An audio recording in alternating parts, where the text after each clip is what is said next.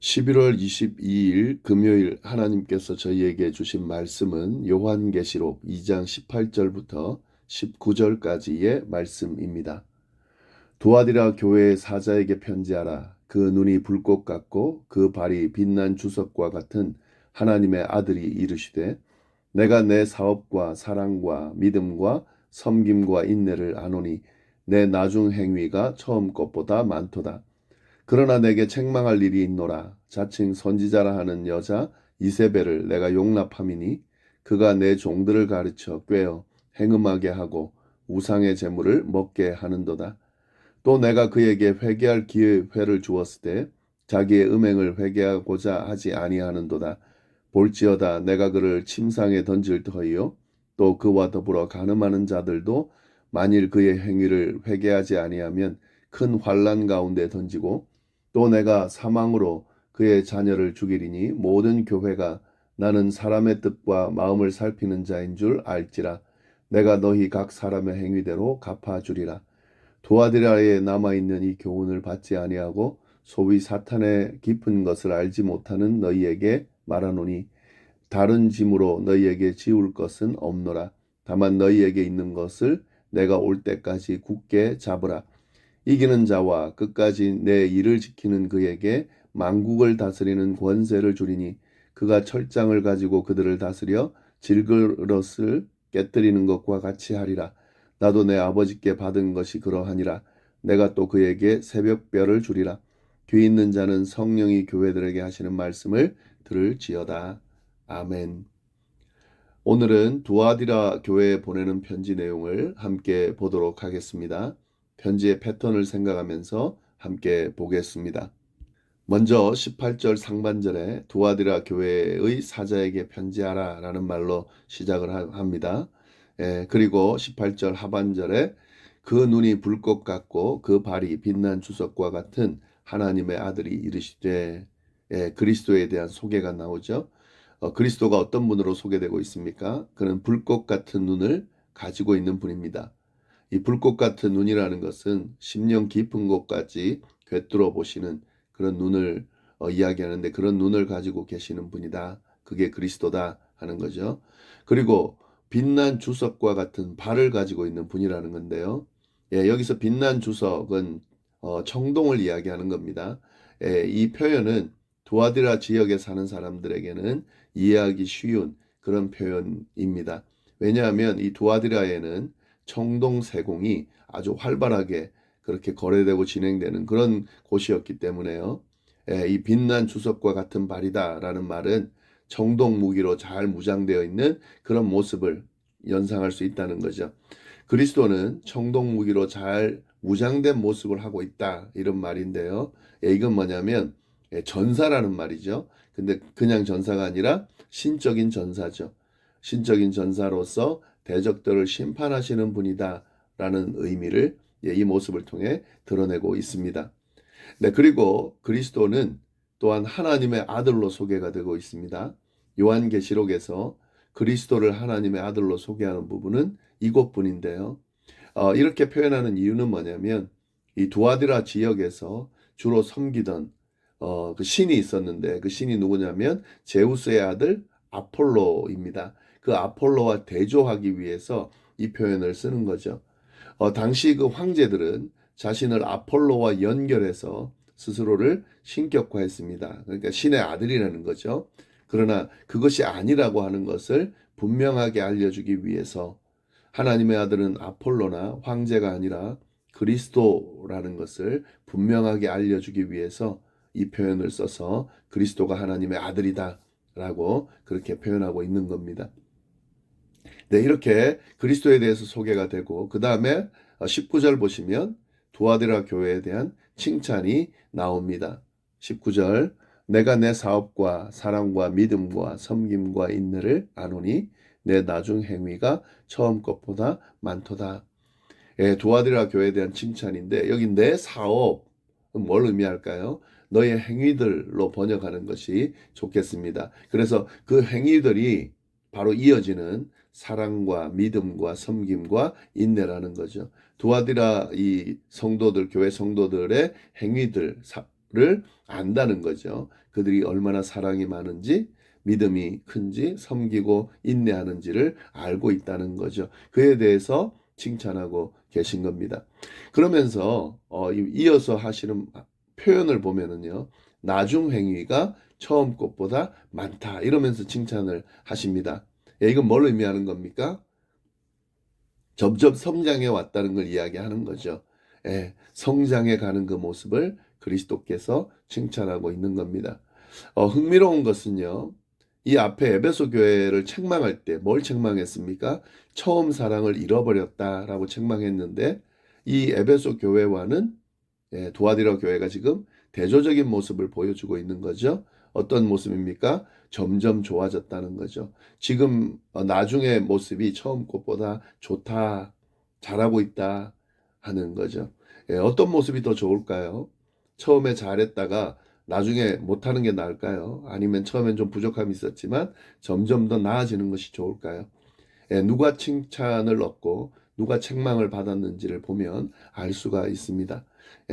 그 첫사랑을 잃어버리는 건 아주 안 좋은 거죠. 끝까지 그 처음의 사랑, 처음의 그 모습을 유지하는 것이 좋은 것이고요. 그리고 처음에 좀 부족했더라도 점점 더 성장해 가는 것, 견고해 가는 것, 이것은 아주 좋은 겁니다. 그리스도께 칭찬을 들을 그런 모습이라는 거죠. 네, 그리고 20절에 이제 책망이 이어지죠. 그러나 내게 책망할 일이 있노라. 자칭 선지자라는 여자 이세벨을 내가 용납함이니 그가 내 종들을 가르쳐 꾀어 행음하게 하고 우상의 재물을 먹게 하는도다. 그들이 받은 책망은 뭐냐면 자칭 선지자라고 하는 여자가 있었다는 거죠. 그 여자, 그러니까 이세벨과 같은 여자를 용납한 것에 대한 책망이었습니다. 이 이세벨은 누구냐면요, 아합 왕의 아내로 아주 악한 여인이었어요. 이스라엘의 바알 숭배를 퍼뜨린 그런 인물이었습니다. 이런 이세벨처럼 교회 우상 숭배를 들여와서 교회를 현혹시키는 여자 선지자가 있었다는 거죠. 두아디라 교회에. 그런데 그녀가 뭘 했습니까? 거짓 가르침으로 성도들을 꾀어 행음하게 하고 우상의 재물을 먹게 했는데 이거를 제거하지 않고 도리어 현혹되어서 다른 것에 대해서 지금 책망을 하고 있는 거죠. 이렇게 여지를 남기는 것, 이건 굉장히 싫어하십니다. 하나님께서, 그리스도께서. 그러니까 그냥 용납하는 것도 문제가 되는 거예요. 우상 숭배는 절대로 용납하면 안 되고요. 여지를 남기면 안 되고요. 단호하게 거부하고 쫓아낼 수 있어야 한다는 거죠. 그 부분에 대해서 하지 못한 두아드라 교회를 책망하고 있는 겁니다. 이렇게 그 회개하지 않는 자들에 대한 그런 심판의 내용이 21절부터 23절까지 나오는데, 이 이세벨 거짓 여선지자에 대한 심판은 어떻게 하며, 그리고 그것으로 인해서 현혹된 사람들은 어떻게 심판하며, 또 그 완전히 추종자가 된 사람들은 어떻게 심판할 것인지, 그리고 그 심판의 내용을 이야기하면서 이제 회개를 촉구하는 내용이 이어지겠죠. 21절부터 23절까지 보시면 또 내가 그에게 회개할 기회를 주었을 때 자기의 음행을 회개하고자 하지 아니하는도다. 볼지어다 내가 그를 침상에 던질 터이요 또 그와 더불어 간음하는 자들도 만일 그의 행위를 회개하지 아니하면 그 환난 가운데 던지고 또 내가 사망으로 그의 자녀를 죽이리니 모든 교회가 나는 사람의 뜻과 마음을 살피는 자인 줄 알지라. 내가 너희 각 사람의 행위대로 갚아주겠다. 이 그리스도께서는 이 여자 선지자에게 회개할 기회를 주셨던 걸로 보입니다, 이미.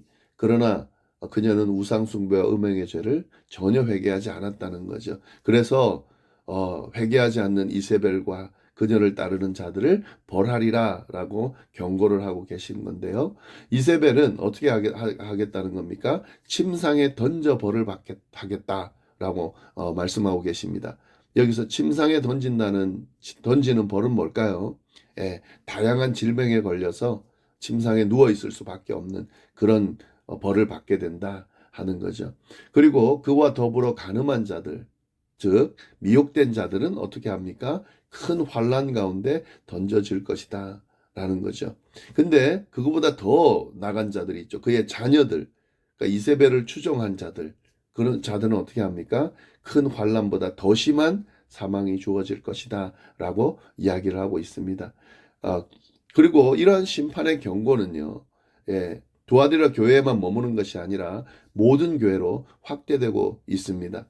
왜냐하면 이 심판의 경고는 두아디라 교회뿐만 아니라 모든 교회가 들어야 하기 때문에 그 대상을 확대해서 이 말씀을 선포하고 있습니다. 이런 심판이 있을 거기 때문에 빨리 회개하라는 거죠. 회개 기회가 주어졌을 때 회개하지 아니하고 계속 이런 범죄를 하나님 앞에 잘못을 저지르고 있으면 그에 대한 심판을 받게 될 것이다 라고 지금 강하게 경고를 하고 있습니다.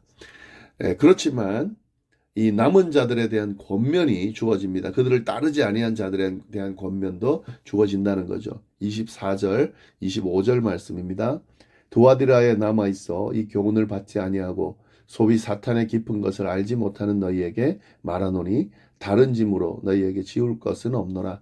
다만 너희에게 있는 것을 내가 올 때까지 굳게 잡으라. 어떤 내용입니까? 이세벨의 거짓 교훈에 유혹받지 않는 자들에 대해서 권면을 하고 있는 거죠. 그들은 사탄의 깊은 것을 받아들이지 아니한 사람들이라는 거죠. 이건 이제 이세벨의 교훈을 어떻게 보는 겁니까? 사탄에게 온 것이라고 지금 보고 있는 거예요. 그런 사탄의 깊은 것을 받아들이지 않는 사람, 받아들이지 않은 사람, 유혹받지 않은 사람, 이런 사람들에게는 어떻게 한다는 거죠?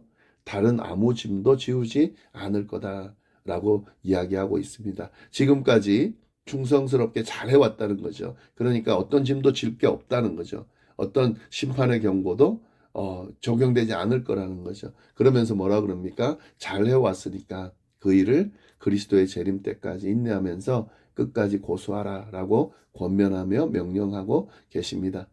네, 그리고 이제 어떻게 또 흘러갑니까? 이기는 자에 대한 약속이 주어지죠. 26절부터 28절까지 말씀입니다. 이기는 자와 끝까지 내 일을 지키는 그에게 만국을 다스리는 권세를 주리니 그가 철장을 가지고 그들을 다스려 질것을 깨뜨리는 것과 같이 하리라. 나도 내 아버지께 받은 것이 그러하니라. 내가 또 그에게 새벽별을 주리라. 예, 이기는 자에 대한 약속이죠. 그리스도께서는 두아디라 교회를 향해서 이기는 자들에게 만국을 다스리는 권세를 주시겠다고 약속해 주셨습니다. 그러면서 만국을 다스리는 권세의 모습을 묘사해 놨죠. 그리스도께서 철장, 즉 쇠지팡이죠. 가지고 만국을 다스려 질그릇을 깨뜨리는 것과 같이 이기는 자들에게도 이런 다스릴 수 있는 권세를, 그리스도와 함께 다스릴 수 있는 권세를 주시겠다. 그리스도의 심판과 통치에 참여하는 그런 권세를 주시겠다라고 약속하고 계십니다. 또 이기는 자에게 새벽별을 주시겠다 약속하셨는데 새벽별은 누굽니까? 그리스도죠. 그리스도 자신을 주시겠다는 거죠. 이건 뭘 의미하는 겁니까? 그리스도와 함께 다스리는 권세를 주시겠다라는 약속입니다. 끝까지 믿음을 지키는 자에게 이런 약속이 주어졌다는 거죠. 그리고 마지막으로 29절 귀 있는 자는 성령이 교회들에게 하시는 말씀을 들을지어다. 순서는 좀 바뀌었죠. 이 앞에 보면 귀 있는 자는 성령이 교회들에게 하시는 말씀을 들을지어다 라고 하고 권면의 말씀이 주어지는데 지금 이 두아디라 교회의 경우는 제일 마지막에 나옵니다. 그러나 순서는 바뀌었지만 패턴은 거의 똑같다고 보시면 됩니다. 귀 있는 자는 성령이 교회들에게 하시는 말씀을 들을지어다. 이 말씀은 성령이 하시는 말씀이다. 그러니까 들어야 된다라는 권면의 내용으로 오늘 말씀을 마무리하고 있습니다. 네, 이 두아디라 교회에 하시는 그리스도의 이 편지의 내용을 우리가 좀 잘 보면서 이 종말의 때에 어떻게 해야 칭찬을 듣고 어떻게 해야 책망 듣지 않는지, 또 하나님의 심판에 이르지 않고 어떤 이기는 자에게 그런 약속이 주어지는지 잘 보면서 우리도 이기는 그 자에 속하는 그런 삶을 살아갈 수 있어야 하겠습니다. 기도하겠습니다. 하나님 아버지 감사합니다. 귀한 말씀 주셔서 감사하고 이 말씀 붙들고 오늘 하루를 승리하며 살아갈 수 있도록 인도하여 주옵소서. 감사하며 예수님의 이름으로 기도드립니다. 아멘.